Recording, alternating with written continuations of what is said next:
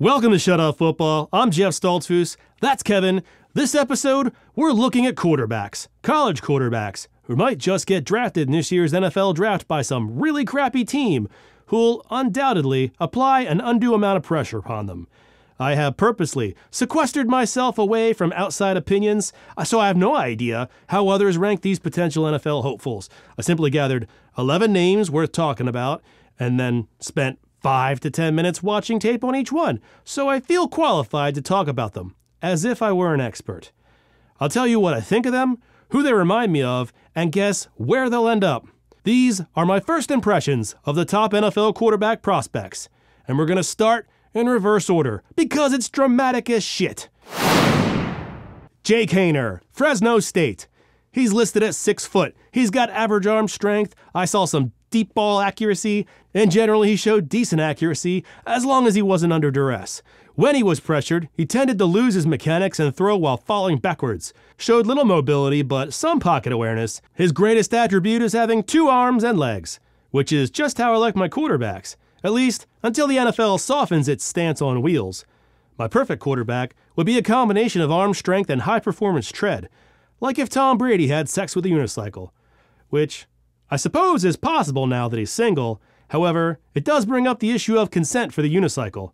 Fertile ground for a very special episode of Law & Order SVU. Haener is not a bad quarterback. He just doesn't strike me as anything more than a college quarterback. That is to say, average at distributing the ball, but no intangibles outside of that to elevate him. My comp for Haener is Taylor Heinicke, but without the swagger. Sorry, Jake. You look like a Bible salesman. Best guess as to where he'll end up? Applebee's. Nah, he probably got a degree in something good, like artificial intelligence warfare, or butt doctoring, or something. I don't see him as an NFL quarterback, but I suppose if the passion is there, he could end up in some USFL, XFL, or some other FL that gets made up between now and a few months. They seem to be growing. Malik Cunningham, Louisville. He's got juice. All the athleticism you love in a QB prospect. He's got arm strength. He's mostly accurate. I really like Cunningham. His major crime is just being 6 foot and barely 200 pounds. He might be better as a runner than a passer, but unless he can add some weight, I don't see him surviving big NFL hits from NFL linebackers. With all that mobility, it would be easy to compare him to fellow former Louisville quarterback Lamar Jackson. But Jackson's a couple inches taller and heavier. Physically, Michael Vick is a better comp, though I don't think Cunningham's arm is as strong, nor do I think he's as accurate. I think it's likely someone will take a shot on drafting Cunningham late and try to develop him. Maybe the Rams, Cowboys, or Broncos. Tanner McKee, Stanford. His defining characteristic is that he's tall. 6'6", or so they say. But long are the days of that being a number 1 trait in an NFL quarterback. He's got a quick release, decent accuracy, shows ability to work through his progressions. I'd say limited mobility, poor pocket awareness, and a bit of a checkdown artist. His comp is Charlie Whitehurst, which I doubt many remember, and that's kind of my point. McKee has a lot of good traits, but it's hard to imagine an NFL franchise thinking he's their guy.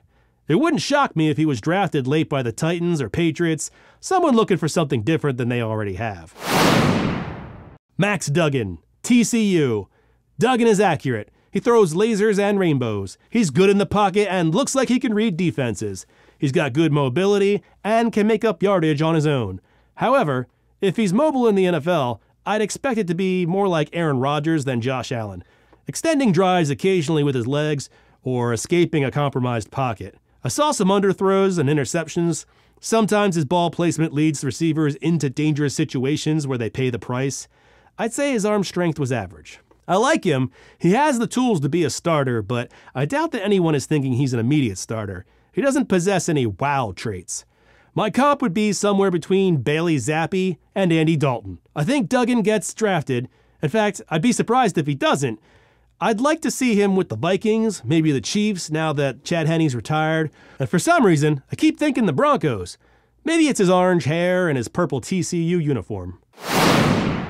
Jaren Hall, BYU. He makes good throws on the run, seems to read defenses well, good mobility, decent arm strength. He can get happy feet in the pocket sometimes, which leads to bad mechanics and inaccurate throws. The comp is skinny Jalen Hurts. They're about the same height. Both show good on the run and have the mobility to throw down the field. I think he'd be a smart pick by the Eagles. Likely, Gardner Minshew is going to walk. I'd like to see them take another mobile passer, so if Hurts misses a few games from injury, they don't need to change their game plan. He's one of my favorites. I kind of want to put a gold star on him. Kevin, do we have any gold stars left? We never had any? I don't believe you. Stetson Bennett, Georgia. He's got a big arm, which is interesting because he's so small. He's smart, accurate, some mobility. He's also the same age as Kyler Murray, 25, which is pretty old for a rookie. And the history of old quarterbacks coming into the league is not great. Brandon Weeden did it back at 28, back in 2012.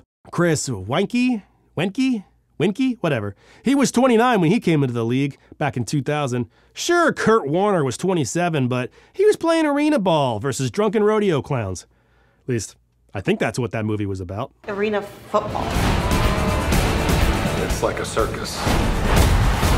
People love the circus. I like the circus. The real issue with Bennett and why he's not ranked higher is because he's listed at 5'11", maybe 6 foot if he triples up on his socks, and he's 200 pounds.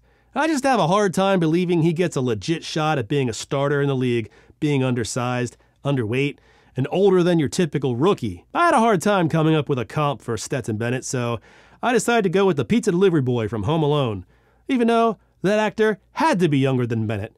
He might still be. I can't imagine who's going to take a chance on him, but maybe the Broncos if Sean Payton gets a Drew Brees vibe off of him, or the Browns for insurance. Bennett doesn't look like he's had a massage his entire life.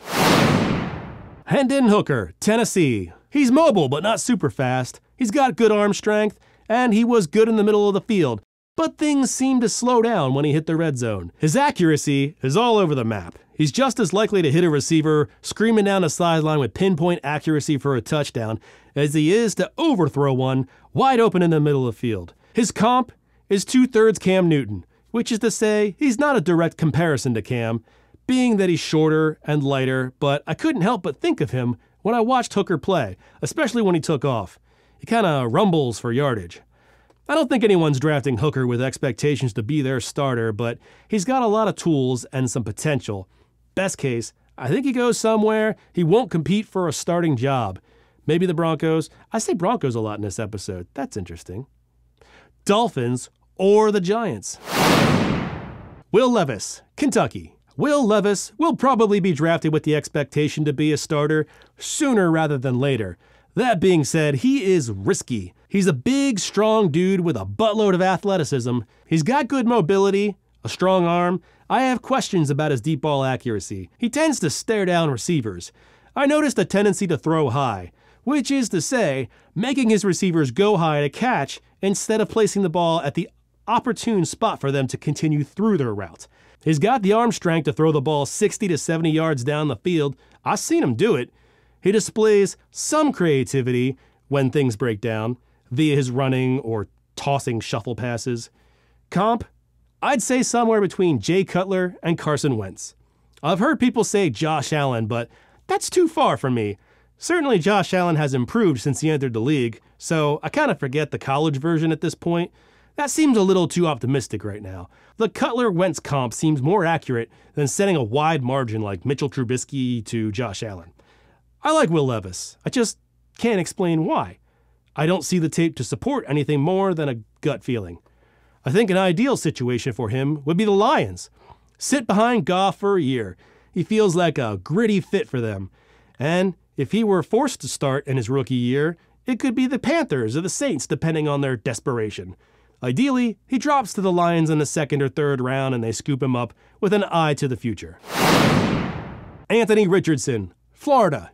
Richardson is that super athletic, big-armed guy with bad mechanics and questionable decisions we see nearly every year in the draft. The kind of prospect that makes a team think, we can fix him. Even though they're more than likely looking at their next ex-boyfriend. He's a fantasy guy for sure, very boom or bust. He sometimes shows an inability to see open receivers.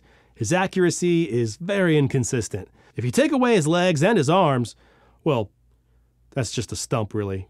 Can't have that on the field. People will trip. What I mean is, if we were to overlook his arm strength and mobility, he'd be a less than average quarterback in my opinion.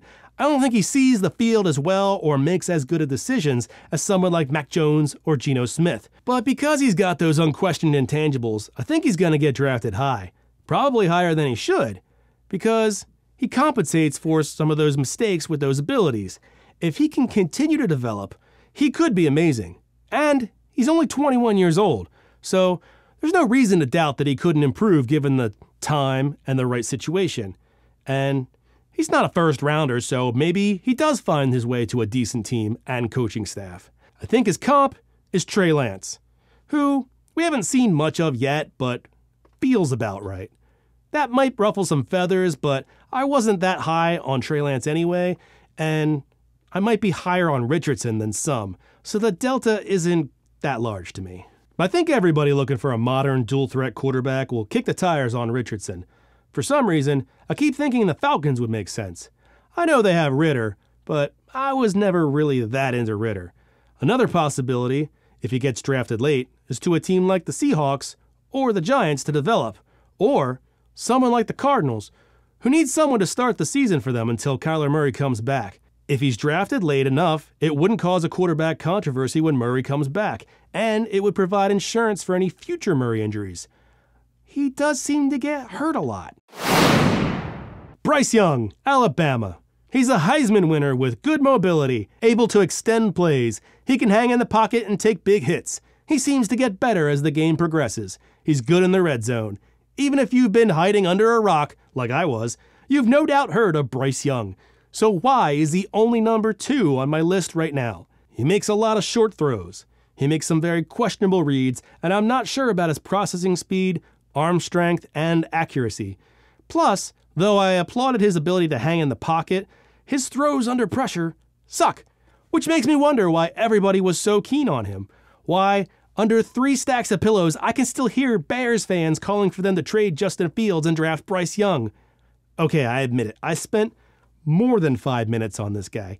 I went back and watched his 2021 tape, which was much better. That dude was a complete quarterback, a clear number 1, a franchise guy. And it wasn't just because he had guys like John Mechie and Jameson Williams to throw the ball to, though that helped. No, Young looked legitimately superior in every way. He was pushing the ball down the field and making big plays.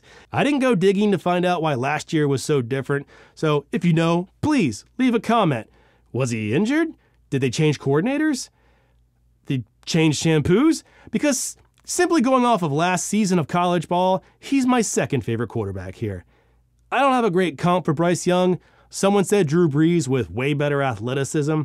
I get why they'd say that. Physically they comp well, but that feels really generous. Tua Tagovailoa is probably more accurate, but I bet he's got 20 pounds on Young. And for some reason, I keep thinking Marcus Mariota when I watch him play. He's probably the first pick in the draft, or at least the first QB off the board. Whichever version of Young enters the league, he's still a starter, and he's likely to develop, like Tua did, like Jalen Hurts and Josh Allen did. C.J. Stroud, Ohio State. My favorite quarterback, after a very mild amount of film watched. Very accurate, just enough mobility and pocket presence. Good arm strength. He throws a good deep ball. I think he got better as the season went on. He's got the requisite height. He's 21 years old. He wasn't the best quarterback I've ever seen, but there wasn't too much to pick on. I can't imagine it takes long on draft night to hear his name. My comp will probably infuriate Raiders fans because I see a lot calling for him to be drafted, but I see a lot of Derek Carr in him. Just something about the way he throws the ball. I could easily see him as a Colt with an established ground game, big receivers to throw to, and an offensive-minded head coach. He'd be set up for success early. That is, if the Texans don't draft him first, which is also a decent-ish landing spot. It just might take longer. No, it would take longer. That's my list. First impressions, I think it's important to document this stuff before they get weighed and raced at the combine, and every tweeter convinces me otherwise. And they will. My brain is smooth and pliable, and I promise I will change my mind on some of these guys. Definitely some of them. Please share your comments below. I want to know what you think and why. Tell me how I'm wrong. And if you like this video, go watch another one. Thanks for watching Shut Up Football. We'll catch you next time. Peace. Check the mic and make sure it sound right, boys.